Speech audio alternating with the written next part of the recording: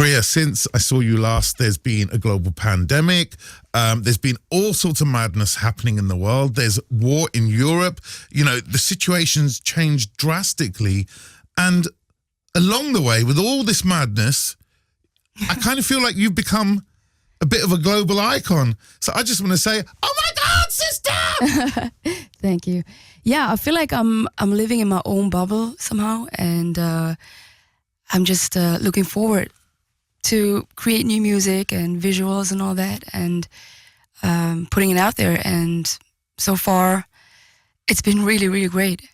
You know what's been a joy for me is everything's so non-traditional these days. You know, people turn around and kind of go, oh, this person gave up music, but they've now got 1 billion followers on YouTube and they've got a really good podcast. What I really like about what's happened to you is it's just a good old-fashioned rock and roll pop story, a rags to riches story. Just watching you go from, I make music with my brother, we're really hoping to kind of get out there, to just looking at this list now of all the massive major festivals that you're playing.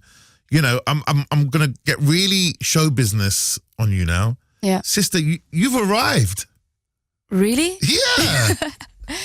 I feel like I have a seat at the table, but I still feel like I have a long way to go.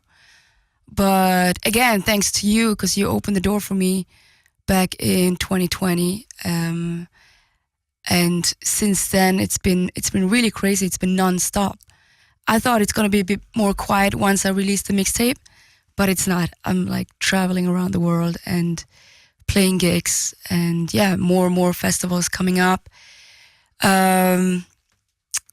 It's going well. I can't complain. Yeah, no, you mustn't complain, and I mean, you don't have to listen to me on this. I've just seen this happen to a couple of people before. You mustn't complain, but what you must do is you really must enjoy it whilst you're doing it. You really must kind of go, oh, dude, I'm playing Primavera. I'm doing it, you know. I hope you're not so caught up in the journey that you stop enjoying it. True. Yeah, that's the one thing I have to learn, to enjoy the journey, because my schedule is so full, and it's about playing shows and creating new music at the same time, doing promo, and yeah, I think meditation really helps me to sit back and relax and tune into myself. And as well as seeing, not that you weren't confident before, but as well as seeing the real you kind of flourish, because there's always a real somebody. Yeah. And I'm always, just because of my job, very aware of meeting people and kind of going, oh, wow, you're a multicolored explosion inside your head and inside your music, but I don't see it within you. Whereas with you, you came in confidently, but now you've got this glow. You know, you had a glow up going on, but it's more of a mental and spiritual one. Do you feel that? Have you seen that? I feel really honored that you're saying this. At the moment, I feel so tired because I just arrived from Liverpool. But yeah, I feel like I'm at ease, you know. I'm able to do the things that I love to do. I work with my brother still happening. I remember you asking me 2 years ago, what if the big label comes and says, you know, we have to put you with other producers and stuff like that. And the big label did come. And the big label did come, and sometimes they would suggest producers and songwriters and stuff like that. But no, for me, it's really important to create Ragu wavy music with my brother. Ragu wavy, Priya Ragu wavy, Jaffna Gold, Mr. Ragu himself as well, in a way. Yeah. So you two are still locked in that familial embrace via your creativity. Definitely, yeah. We're working on a new project right now, and so far it's just me and him writing songs, and yeah, it's been going really well, even though we're traveling much, and he's also in the band playing synth bass, and he's my backup MC. So I think it's really great that I can share this journey and success with him. and that I'm not alone in this. It would be boring if it's alone. Yeah, and I think last time I did ask about, brothers and sisters, they always fall out, they're always fighting. Yeah. And one of the biggest precursors to fighting in the music industry is basically being exhausted. Yeah. You do a couple of dates and that's it. You're snappy. Have you and Jaffna Gold had some epic, legendary bus stops since the Stressors started? Maybe like on tour because I'm snappy, but he knows his limits, and I know his limits. And yeah, we were old enough to talk about things and stuff. But when it comes to music, we're always on the same page.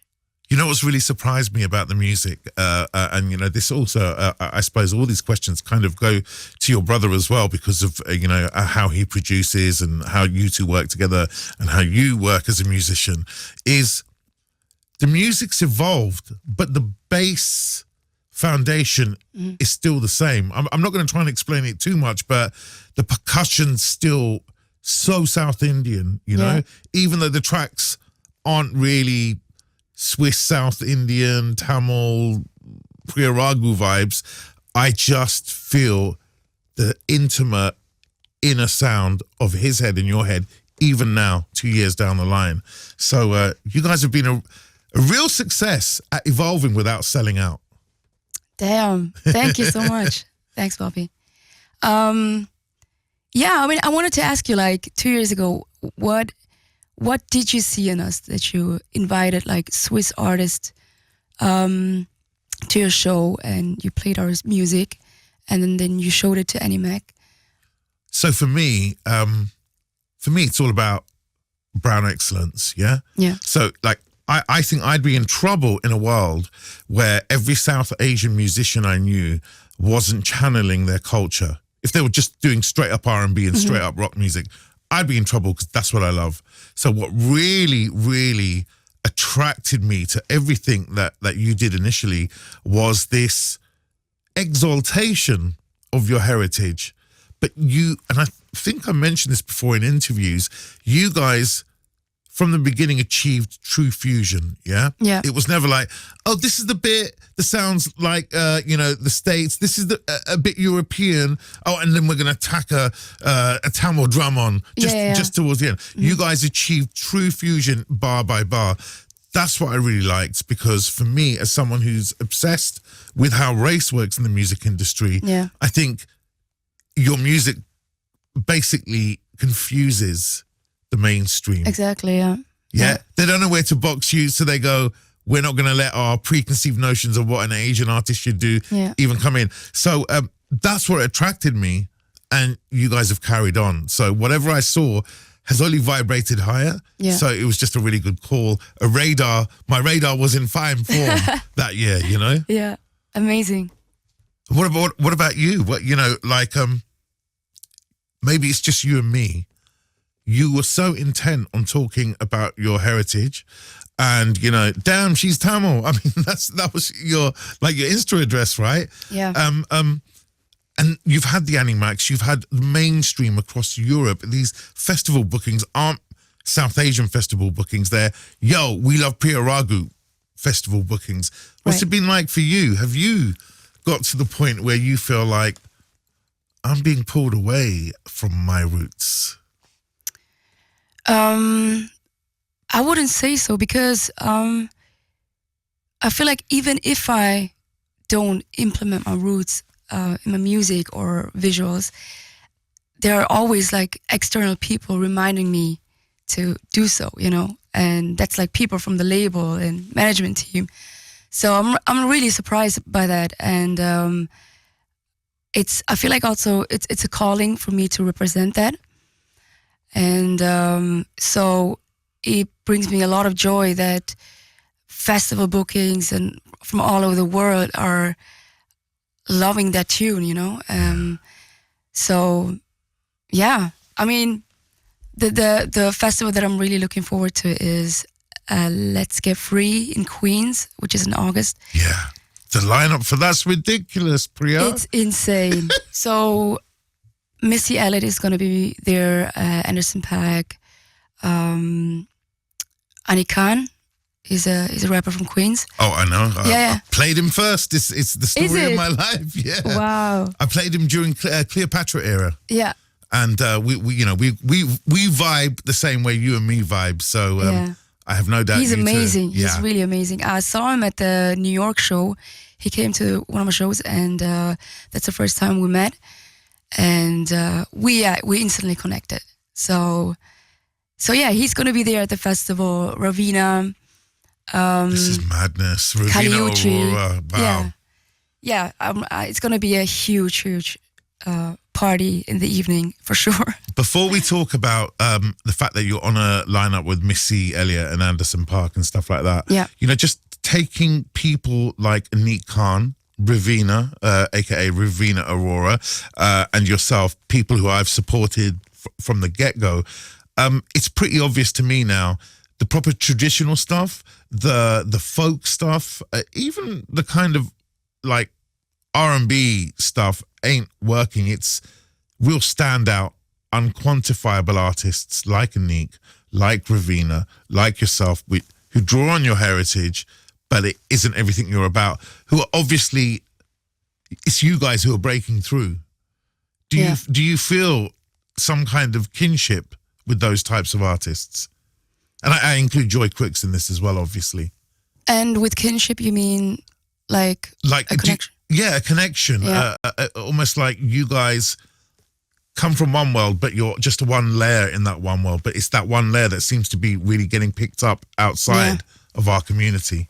Yeah, I think as soon as I released my music, they've all connected, and it's beautiful to see that we support each other and that we grow at the same time, and then meet at festivals, and it's a huge honor. Is there some kind of, like I imagine in the 60s or 70s, post Woodstock, all the black artists getting together in the room and going, yo, what the hell's going on? Like, we're the best, but look, we're now playing with these guys. Do you guys somehow get together and hit out a few Hindi or Tamil words and go, yo, what's happening? Yeah. I mean, I've not experienced that yet. So the Let's Get Free festival is the first time that I'm going to meet them all at the same time. So for sure, it's going to be a proud moment. Oh my God, I'm so jealous. I need to get out to New York. You should come, definitely. Oh, I wish I was one of these. I'll just ask my record label, Okay, so then the other thing I wanted to ask specifically about that festival is, being on that kind of lineup and breaking America in itself is impossible for a lot of people because America has its own ecosystem, and it takes a lot for them to turn around to Europe and go, why don't you come on board?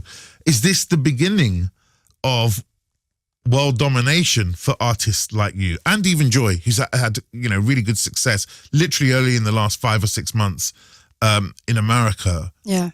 And is that the goal?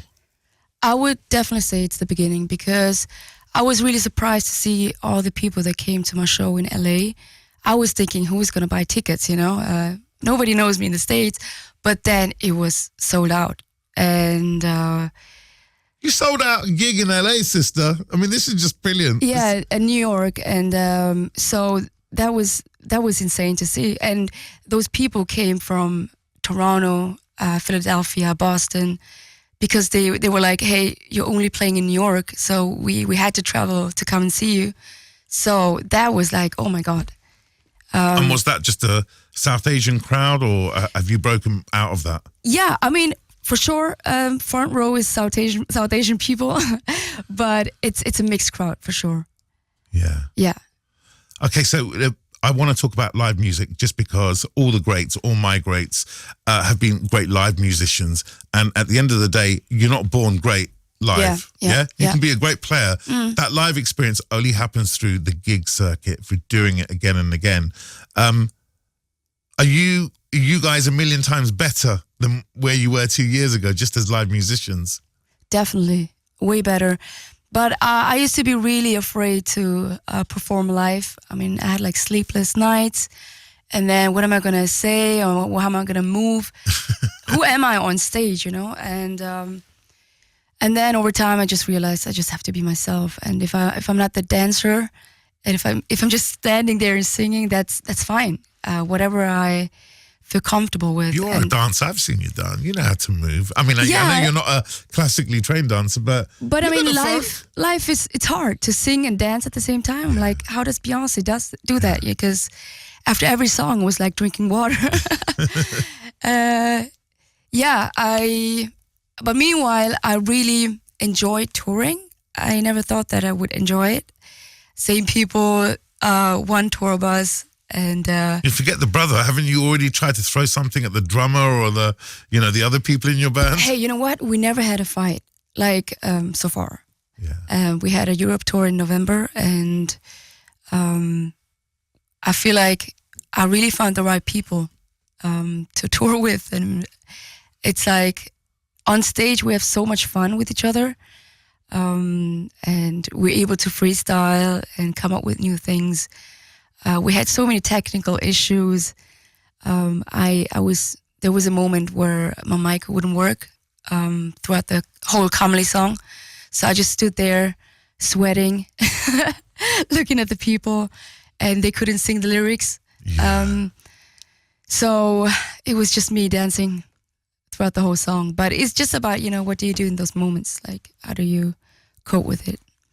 Okay, now we're going to talk about the UK tour in just a second, or the UK day. Before we do that, though, this is going to be the calling card forever between you and me, which is me asking about your parents. A, because I'm a good South Asian. B, because we've always talked about your parents. Yeah. And with the No Filter you did a couple of years back, right.